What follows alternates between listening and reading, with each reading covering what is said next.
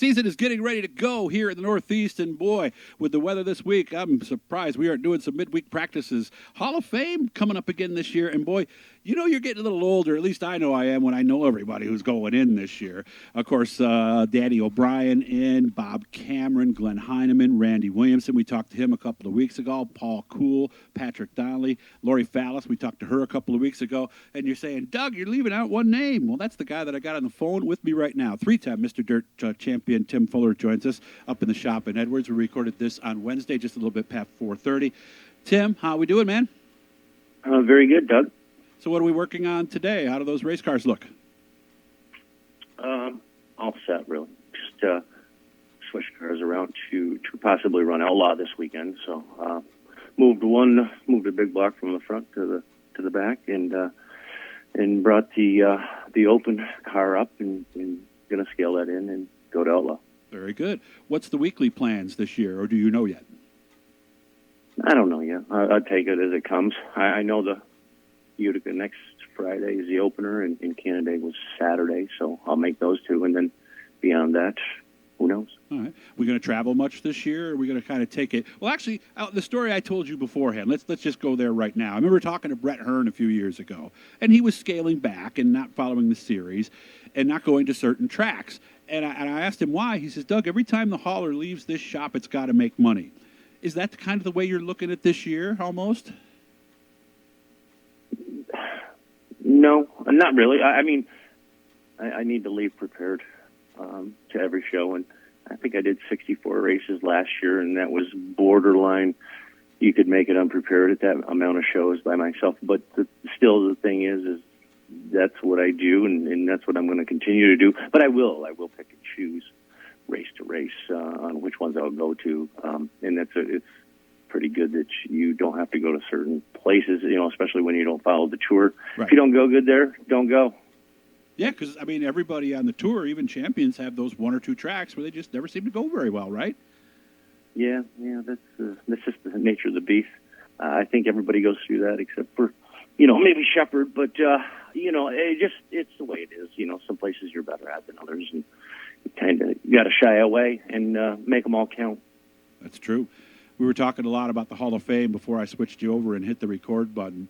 What does this mean for 55-year-old Tim Fuller to be going into the Dirt Hall of Fame?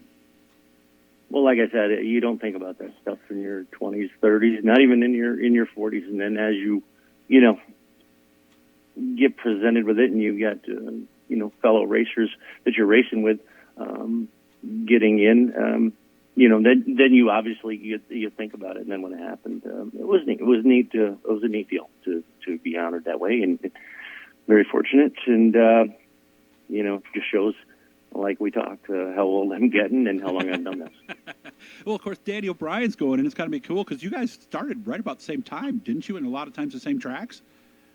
Actually, he started modified racing before me. I was pure stock racing, and I remember him modified racing, and then we fought it out in '93 for that Mr. Dirt small block in 1993. It come down to me and him, where I just beat him barely at Orange County when it used to finish at Orange County, and but I've known him for years, raced with him, and around.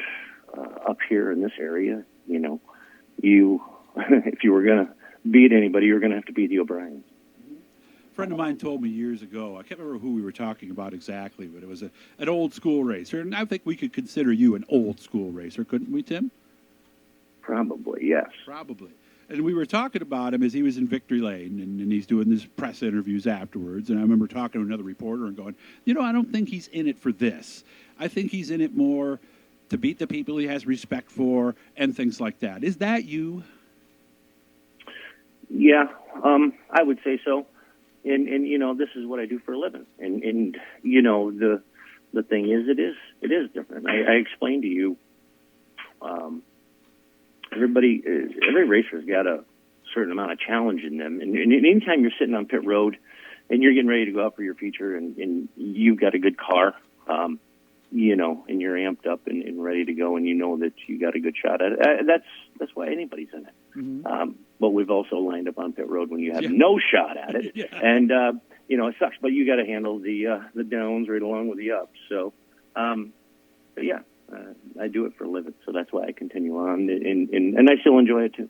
Yeah, but I like the second part of what you said, because there are those nights where, you barely made it to the consi because you got in a jingle in a heat race, and now you've worked on stuff, but you haven't worked on it enough.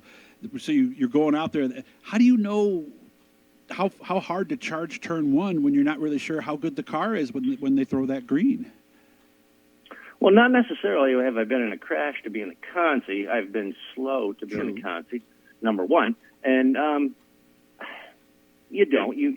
After you were slow in the heat race and you were a little bit faster in the consi, and you just better, adjust right for the feature. But 9 times out of 10, when you unload and you're slow, you're going to end up slow. But when you unload fast and you got to get in through qualifying, and then it makes your night. Because in this day and age of racing, everybody's pretty close. A lot of cars are close to even, so it's not like you have that many bad cars anymore. It's not like it used to be where there was such a big spread between good cars and bad cars. Everybody's pretty good now. Is that one of the biggest things that has changed since you started?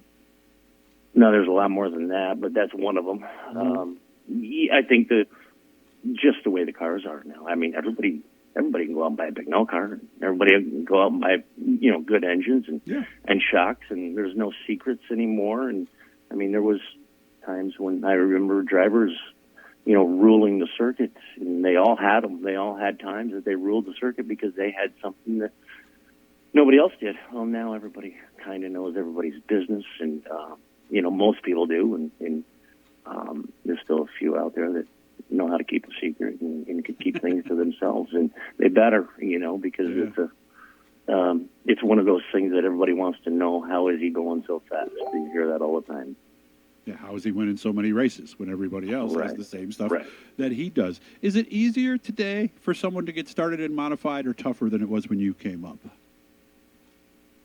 It's easier in a way that all you need is a lot of money, number one, because you can just buy this stuff. But when I started, you had to build a majority of your stuff. I mean, you ordered your frame and body. You could order a frame and body for $4,000 versus $15,000 now, but money's different nowadays. I mean, you have a lot of money, you can get started in racing. Just go buy a big car and a good engine, and go racing. And back then, it was just a little tougher. I mean, I think it was, but of course, I started, back then, and it just seemed a little bit tougher. But again, it's hard to come up with that kind of money in this day and age too. So it gets far and few between of guys that have money enough to afford to do this the right way. One of the other things I was thinking, Tim, is I've seen a lot of new guys come up, and you have too.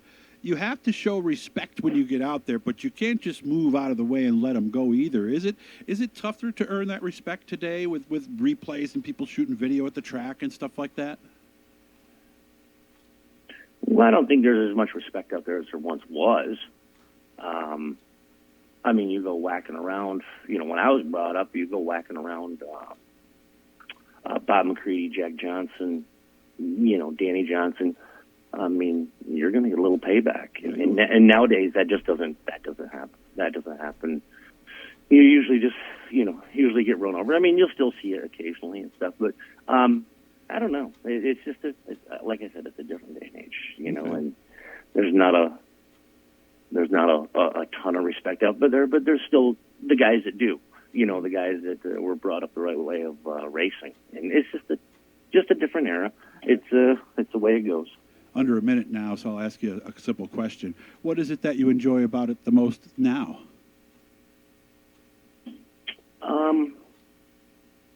Well, I'll be honest. I still enjoy the race. I still enjoy the green to checker. I still enjoy, you take those nights at Canandaigua when you're hanging out with your buddies, the group that I hang out with, Justin Wright and Juice and James Sweeting.